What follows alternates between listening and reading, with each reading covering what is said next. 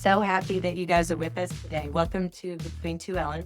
Today, I'm very happy. We both are to have Ron Stewart with us. He's the representative from House District 73. That's up in Tulsa. And a couple of things that we want to talk about, a couple of really important people, historical people in Oklahoma, talking about their history and what the truth is about their history as well. Absolutely. And so Between Two Islands, talking about the influence of the Black Caucus in Oklahoma and the legislature. Welcome. Welcome. Thank you for having me. I'm excited about this. Well, tell us a little bit about yourself first. You can tell us where you are and maybe start a little bit about that. Will probably lead into why you ran for the legislature. So go ahead and tell us a little bit about yourself. Well, as you two know, I'm Ron Stewart. I represent House District 73, which is North Tulsa. It's basically the northwest corner of Tulsa, so I have Tulsa County and a little bit of Osage County. Born and raised in Tulsa. I've lived in Tulsa my whole life, other than the time that I've gone to college. Got hired with the Tulsa Fire Department back in 2005. I'm still an active firefighter. And in 2022-ish, the decision was made to prepare myself to run for this position. Ran in 2024, won in the primary, did not have a general, thank goodness. And have been serving in my first term with the Oklahoma State Legislature, and I've enjoyed every minute of it. That's awesome. That's awesome. So, you are the head. You're the of the Black Caucus at the Oklahoma House. Yes, recently was elected as the chair for the caucus, and it's been some very rewarding work so far, and I'm looking forward to continuing in that capacity. So tell us a little bit about, for people who may not know, what is a caucus do at the Capitol? How does that work? So when you're talking about a caucus in general, you're usually talking about like-minded individuals or people from a similar culture or similar background, or maybe it's a rural area versus urban. So there's a common thread amongst the individuals within the caucus, and then those individuals within that caucus champion and advocate the work that actually affects other individuals and that have that same connection. So with the Black Caucus, obviously, we're all Black individuals within the legislature who have a commonality, and not only in culture, but also in the type of legislation that we drive forward and that we advocate for. So being the chair of that caucus or any caucus for that matter, is important work, because you're acting as the voice for those individuals that have that common thread. And many times it's bipartisan too. And it's absolutely bipartisan. Yes. Yeah, this is not a partisan or it's politics in the fact that it's in the legislature, but it's bipartisan by way of the thread has nothing to do with the actual party. Mm-hmm. It's something else that's bringing us together, and so that think tank is aimed towards that, and not so much the political party. So one of the responsibilities of being the chair is a gala, and it's the AC Hamlin Gala, and not a lot of people know who AC Hamlin is. First, give us a little bit about AC Hamlin, and then talk about the gala. Okay, so when it comes to AC Hamlin, when it comes to a lot of our history, one of the common things themes that we state, especially in our community, is that history is often written by the victor. Mm-hmm. And so as a result, not everything makes it into the history books. Not everything is promoted the way that, or accurately, I should say. And so with AC Hamlin, it was very important to have his story being told. And although his story dates all the way back to the 1800s, it actually was not really uncovered until early 2000s, 2005, around that time, when his story really became prominent within the legislature. And there was a paling commission of him that now sits on the first floor of the Capitol. And there's a section of highway on I-35 that's named after him now. And then we do the gala every 2 years in his honor. So the reason for that happening, or for him having that level of stature in the state, is because he was the first Black African descent man to be elected into the legislature. And so that is monumental, especially when you take in the fact that he was elected in 1908, 1 year after statehood. and served in the legislative session of 1909 and 1910. And so AC Hamlin was a first generation free. His parents were born into slavery. He was born in 1881, which is, 15, 16 years after emancipation. And they lived in Kansas. But during that time, there was a boom in Oklahoma. And we had a lot of Black freedmen and former slaves that were moving to the state of Oklahoma for opportunity. This was a land that was predominantly owned by our Native Americans and our Black population. So much to the point that in circa 1867, the state of Oklahoma was also almost named the state of Lincoln, because the Black population was so great here, and Lincoln was such an influential piece of history during that time that this was almost the state of Lincoln.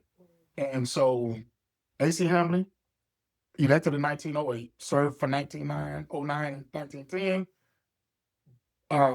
represented Logan County.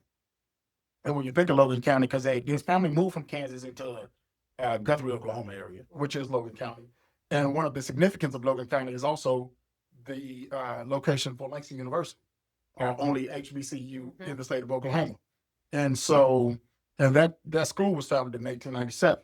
So it's a lot of, it all comes full circle when you think about the area that he represented and how he championed those things. And early in his life, he participated on school board, which is still a common pathway that a lot of legislators take to the state capitol, is they serve in local government and then they make their way to state government, and that's what he did. And so while he did serve that first term, he was not reelected, not because of lack of support, but the grandfather clause comes into play.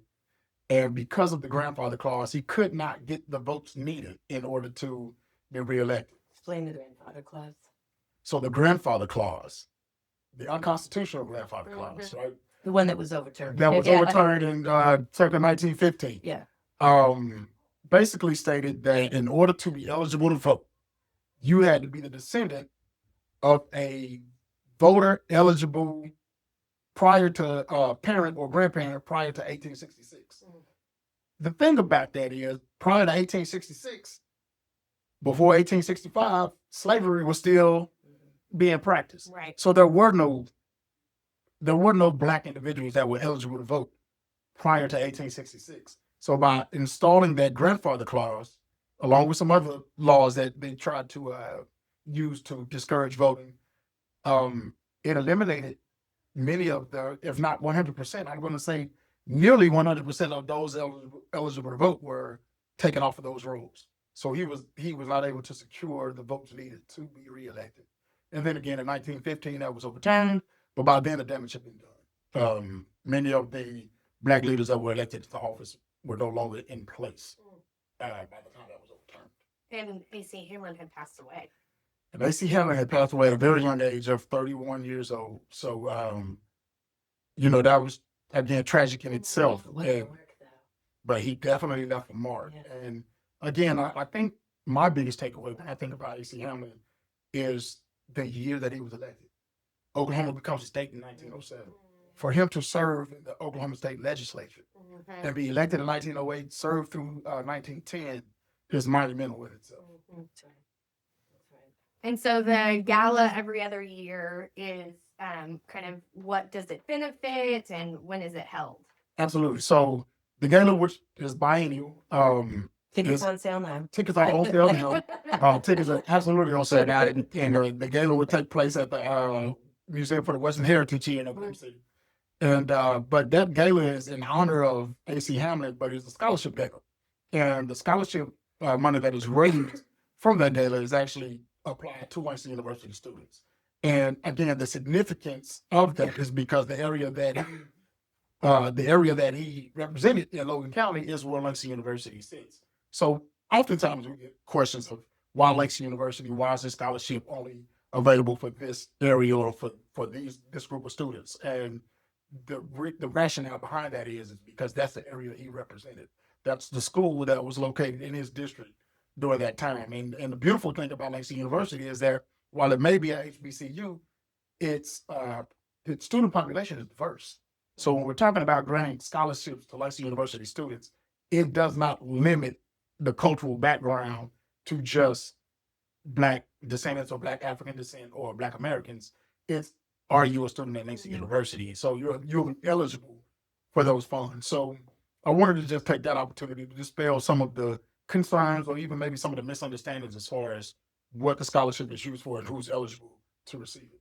Do you know how many students, the gala benefits? Do you have any understanding about that? The gala. I don't want to put you on the spot. Oh, okay. Yeah, no, I don't have an actual concrete number, but I will say that because we're able to give $20,000 in scholarship money, Okay.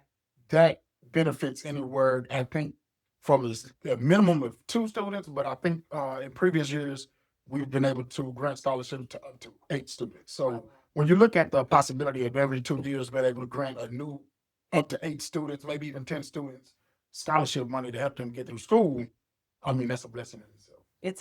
It's a really nice party too. Yeah, It's a good celebration. It's a great celebration. It's a good time, definitely. And did you say the date? Yeah, so the date for this year is going to be February 27th, Friday, February 27th. We actually have a Black History program that's happening at the state capitol on February 19th. And so to bring the month of February to a close, we thought it would be fitting to have the gala to which was normally scheduled in April, to have it actually close out the Black History Month. That's nationally recognized, and we'll finish out the month with the gala on February 27th. I love that. Do you have speakers? Anyone that you can tell us who's going to speak that evening? Yours truly. Oh, well, But we do have a list of honorees that are very influential as far as individuals that serve historically disenfranchised communities. And so whatever capacity they serve in, whether it be education, medical, advocacy, we're going to take this opportunity to honor them. And one of our speakers that's going to have the opportunity to actually address the audience will be Cherokee Chief Chuck Hoskins Jr. And so we look forward to having him come in to say a few words, because what he has done as the principal chief of Cherokee Nation and how he has embraced the freedmen and how he has embraced North Tulsa, which is Cherokee territory, and the way that he's gone about partnering with everyone and making himself available to partner is, it's his attitude towards everything and his work towards everything is bar none above anything we've ever seen. So we appreciate him, and we look forward to him addressing the audience. So nice guy. yeah. Chief Hoskins. So we'll pivot just a little bit. I know that Greenwood is also part of your district. Absolutely. Yeah. Absolutely. It's So- the Greenwood District. Yes. And so we had another, legend pass away recently, Viola Ford Fletcher. If you can tell us a little bit about her. Mother Fletcher. Yeah. Mother Fletcher is, she was one of a kind. And she wanted people to call her Aunt Vi because she was lovingly known as Aunt Vi. But she earned the title of Mother Fletcher. And so, unfortunately, she succumbed to her illness, pneumonia, and some other complications late in life, but lived a long, full 111 years. Amazing. Which is, and to have all of her faculties and her wherewithal and her wit and her sense of humor, there at 111 years old is a blessing in itself. And so Mother Fletcher was one of the last living survivors of the 1921 race massacre. She was 7 years old when the race massacre took place in like a brand new 7. She was born, forgive me, I believe May 10th of 1914. And the race massacre happened May 31st of 1921. And so we're talking about just turned the age of 7, but old enough to have active memories throughout her life of what that experience was, what she remembered, what she even described the sounds, the smells, the feeling of anxiety as they fled. And her family eventually relocated to Bartlesville. So we had her final service in Bartlesville, in the community that grew to love her and accepted her as their own. And the story that she was able to tell at their young, spry age of 107 years old For the Congress. for the Congress to be able to walk into the halls of the White House and walk into the halls of Congress. And 100 years after the incident, after the massacre, and tell her story is, that moved legislation and the way we look at legislation in a way that has never been moved before. And one of the vows that we made as the Black Caucus is to make sure that her legacy and the legacy of the other survivors that have since passed will continue to shape the way we look at legislation and make sure that we're doing the things that we can and that we advocate for those things to make sure nothing like that is to ever repeat itself. Yeah, one of her quote, I guess when she testified was, "Our country may forget this history, but I cannot." And she did say, though, that one of the reasons why she testified was because that the history was just wrong, that it was being covered up, and she wanted to speak out and say this can't be forgotten. Absolutely. And, we don't know, when we're born, we don't know what our calling is or what we were born for. But she was born for such a time as this. Her experience was for such a time as this. And to be blessed to live a healthy life and at 107, be able to correct history. It goes back to my previous statement. History oftentimes is written by the victor. Yeah. And then at 107 say, hey, this is not our story. But, the tragedy started well before her 107th birthday. She's absolutely right. I was born and raised in Tulsa. I did not learn of the Tulsa Race Massacre until 1997. I was a senior in high school before all of the elements of what the race massacre was actually revealed to me. Now, I had a great grandmother, Isabella Parker, Muskogee Creek descendant, who told her stories of an incident that took place. I had no idea what she was speaking of was the Tulsa Race Massacre. She was born in 1903 and passed away when I was in high school. And so I had heard stories, but I had no idea what it was she was actually referring to. And so to go 75 years plus and no one really knew the history yet, and we were from Tulsa, and then to go to college and find people from other cities and states that knew my history better than I knew. It was time for Oklahoma to acknowledge the history that helped form the state that we have. This is not about being divisive. It's not about separating. This is about learning from our historical past so that we're not doomed to repeat those same atrocities. And so having her story be told and having the story of the Race Massacre to be put on display for the country for its centennial in 2021 was major. Well, your first year, we had a retreat, and we had it in Tulsa, and we went to go tour Greenwood Rising, and it was incredible, just absolutely incredible. But after we got through it, and you and I, we just met each other really that weekend. But I asked you, I said, some of this stuff is real interesting. Why was this? There seems like there should be more. And what you had said, I thought was so interesting, that there is more. We want people to talk about it, but still there's some things that are hidden because people are afraid still of getting out their full truth. There was more to that, but still there's more to uncover about what went on. Absolutely. The thing about stories, historical stories is this, and this is not just a story, but this is a historical event. The significance about these historical events is that if there are surviving descendants of the victims, there's also surviving descendants of the perpetrators, right? And there are descendants of the perpetrators. I think the fear is that the descendants of those perpetrators fear that they will be ousted, that they will be attacked, that they will be held responsible for the sins of their ancestors, right? Mm-hmm.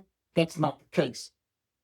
What would really be a move towards healing in the state of Oklahoma is if we could get the other perspective, right? Just because you come from a family that may have been the perpetrators of this atrocity doesn't mean that that's your viewpoint. Doesn't mean that that's what you believe or that's what you even practice. But if you have historical data, evidence, written history, anything from that era, I would encourage those families to share those things. Letters, diaries, Diaries, yes. recipe books. And it happens. It happens. You know, every now and then someone will show up and say, hey, we were clearing out my grandparents' attic after they passed, or we went to a home that we owned in our family, but nobody has visited in years, and we found this documentation. We found this letter.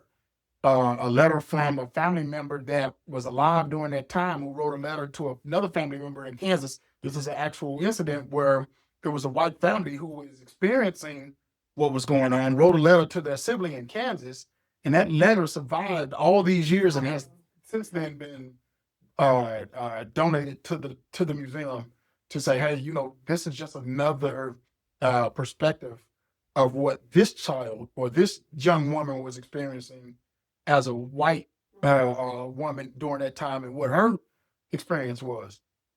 That's significant. Yeah. That's significant. And so I don't like the fact that it appears we live in a time where everything is so cut and dry and there's such a hard line in the sand and you have to pick left or right. The truth of the matter is all of our histories are intertwined. And if we only give one perspective, then we're still not doing the historical event justice.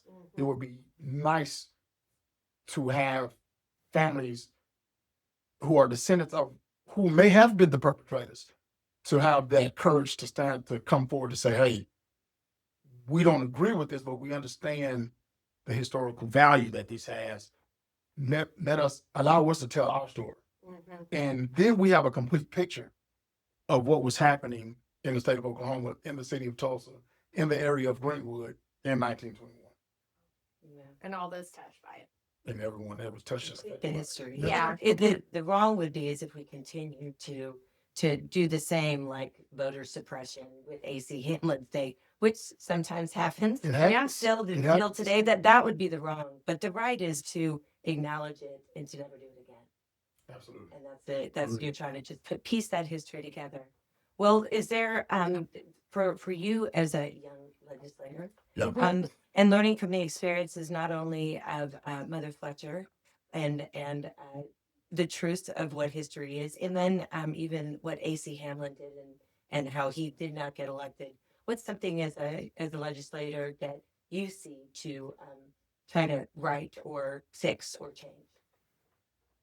You know, Is that too big? no, it's not. It's not too big. It's just that, you know, as a freshman legislator, I don't come in looking to necessarily right or wrong. I think that is a tall order. What I do believe is my responsibility is to use my time in the legislature to change the narrative. You know, I can't speak for anyone that predates my time in the legislature. And so the experience with some of my predecessors and the experience with people that came generations before me, you know, that may have been their experience. But with me, I really focus on building relationships and trying to find commonalities between myself and my counterparts and my colleagues, and find areas of convergence that we can agree on and move those things forward and change the narrative that, you know, I come from maybe a hostile history, or I'm trying to overthrow, or you know, I think sometimes the narrative is that maybe someone from my area, from my district, is angry and want to just tear everything down, and that's not the case at all. I was born and raised in the state of Oklahoma. I have a tremendous pride for the state of Oklahoma. I have a tremendous pride for the city of Tulsa. And because of that love and because of that pride, I also reserve the right to criticize. I can be critical of the city that raised me and still love that city. I can be critical of the state that raised me, but still love that state. And so I look at everything with a critical eye, and I try to make sure that my behavior and my approach changes that narrative and possibly removes that dark cloud of what they think someone from my background may have, and realize that, hey, no, we all want the same thing. We're all looking to improve the state of Oklahoma. We're all looking to, you know, as we say, a rising tide lifts all ships. We're looking to elevate Oklahoma. So let's erase some of these lines and find areas of convergence so that we can do it together as opposed to as opposition. Well, and one of the things that I think you bring so strongly to the Capitol is really a sense of community of who you serve and the important role that your community plays in coming to the Capitol. You want them to be, Yes. and I do think, we're OKC reps, so we're a little, like we're lucky in the sense it's easy for our community members to show up. Right. But one of the things I've noticed officing with you is that strong sense of community of people who, when they're in that building, want to find you. No, I appreciate that. And we got like one of the best office ladies. But that is something that I am intentional about. Last during the first half of the session, I chartered a bus for individuals from District 73 that wanted to come to the Capitol. No charge to them. The bus is available. Show up at this place at this time. This bus will get you to the Capitol and bring you home. And I will do it again this year in February to make sure that we're getting as many residents of District 73 to the Capitol. Yeah. That's something that I believe a lot of us in Tulsa miss out on because we don't have the accessibility Right. as you speak on. And for especially for individuals in my district, it's a burden to try to make that trip. So I'm going to do everything I can possible to make it as easy as possible for people of Tulsa, especially the northwest corner of Tulsa that I serve, to have an experience here at the Capitol. So, Awesome. Well, I think we end our podcast with a question. yeah. So we'd love to hear your question for the Ellens. So, I thought about this and I thought, well, I'm like, what would be a good question to ask the two Ellens? Really, during my time here, I've got an opportunity to really see the type of legislation that both of you champion and the path that both of you are on. And I have the utmost respect for the work that you all do and the way that you advocate for your districts. My question would be, given the spirit of this particular podcast, is we talked about correcting history and acknowledging things. And so my question for the Ellens is, in your role, in the areas that the two of you really advocate for, how do you see those things that you champion playing a role in equity across Oklahoma, to where you no longer see, particularly, you're not saying, hey, this is a Black rep or this is a Native, but we're just Oklahomans. Mm-hmm. How do you see your role in what you do play into that narrative of just Oklahomans being Oklahomans? Oh man. Yeah, on the spot. So, human rights, with disability, I talk about it all the time. I would love that any employer in Oklahoma could hire someone with a disability with supports that the state provides and know that that's okay to do. So by saying that, giving a wage that's the same as everyone else, no sheltered workshops, which is sub-minimum wage, sheltered workshops are fine if they're a wage. So for me, I think that it all sort of levels out is by wages and employment. Homely your own, it follows a good life. So I think that's how I see. I think that if we, I would love to have someone who has a disability get elected to office. I think that their voice is needed up there. Mine could go away as being a parent. I don't know if that truly answers the question. No, it does. I only see that the only way that I can get people with a disability, 60% after they graduate, stay at home and don't have a job, no community without their parent driving them to community. So mine is employment, because we know just by you being elected, we're colleagues, we're friends. Right. We build our friendships and communities by jobs. Right. And so for me, employment and wages is an equalizer. I love that answer. And I'll interrupt. Sorry, go ahead and say No, I'm saying I love that answer because it does speak to, although your focus is with people with disabilities, right? What you're saying applies to all Oklahomans. A Women, livable wage. yeah. A sense of community, having the opportunity to build relationships in a workspace. Like, those are things that every Oklahoman can benefit from. If we can make that pathway available for individuals with disabilities, then that can grow and expand. So no, I absolutely appreciate your answer. I think sometimes our legislation should look at how it affects the most disenfranchised. You don't have a car, you don't have a lot of money, don't have the ability to, you need outside help sometimes to get where you are. How that is, but I do think employment, having money and making those decisions, it's been a barrier for a long time with people with disabilities. I'm going to tell all employers out there that you can hire someone with a disability. There's no Right. secret to it. There's Right. ways that we can do it. And I think Oklahoma, it's a tall order, but I think we just keep chipping away, like you said. I'm not flipping over the table. Right. But we do have platforms from 19 Clickety Clack Mhm. that maybe, and I know there's a lot of laws on the books that have barriers in there for people who have a disability, people who are Black, Mhm. women. Mhm. And so I think that we have to change some of those platforms so that we don't have people relying on benefits. It starts with the wage. Appreciate that. My lane is, education. Education, yeah. And so I think, in the work I've done, like first with schools across the state, but, as someone who has a real care for Oklahoma City Public Schools, I don't think that we have equitably funded all of our schools. And I think when we say that some of our schools are failing, that's a reflection on us, not the schools and the community that we're serving. It's a reflection on not listening to the community that we're serving, understanding what challenges they face that we as a state can help or we as a community can help. And instead, I really try to refocus this at the Capitol of like, it's not a one size fits all. And if we use that mentality, we're not listening to the community that we're serving. And so our role as legislators is always to come in with that aspect of we don't know better than you. Right. Yeah, I like that. you know your community better than us. And so what we do as a state legislator should be way bigger picture of understanding the value of the work that our communities are doing, and we should fund those values. There you go. And so we have historically underfunded schools, and specifically lower income schools in our Hispanic and Black communities.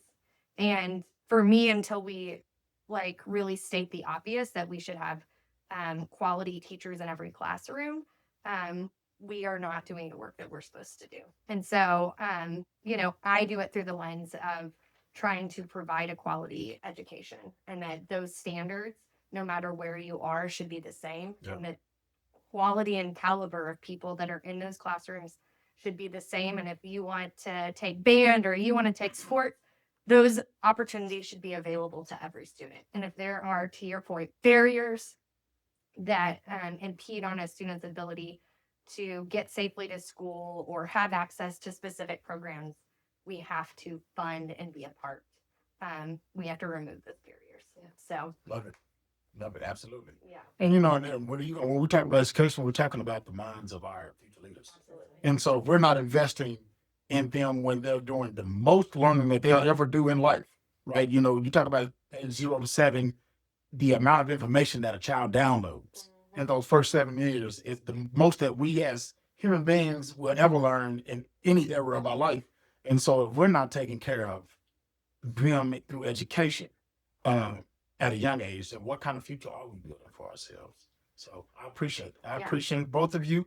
I appreciate you both having me on, and I appreciate your answers. Well, thank you for putting yourself in touch, Ellen. I appreciate it. Everyone buy a ticket. Yes, we'll it's be the there. big parties. They're going to be Yep. music. There will be a music. There will be music and guests. We will have a good time. We're gonna have good food, good energy, good vibe, and we're gonna do it the only way that we know how. So I look forward to it. Please, the link is out, but I'll make sure that we publicize it even more as we're getting close to 2 months away. We're 2 months out, and Need sponsorships and all that other stuff too. all of that information it'll be readily available. Just look for me on any of my social media platforms and you'll find it. The link will be available. So yeah, look for me. I'll Thank get it you. to you. All right. Thank you. Thank you for being a part of Between Two Ellens. Thank you very much. Appreciate it.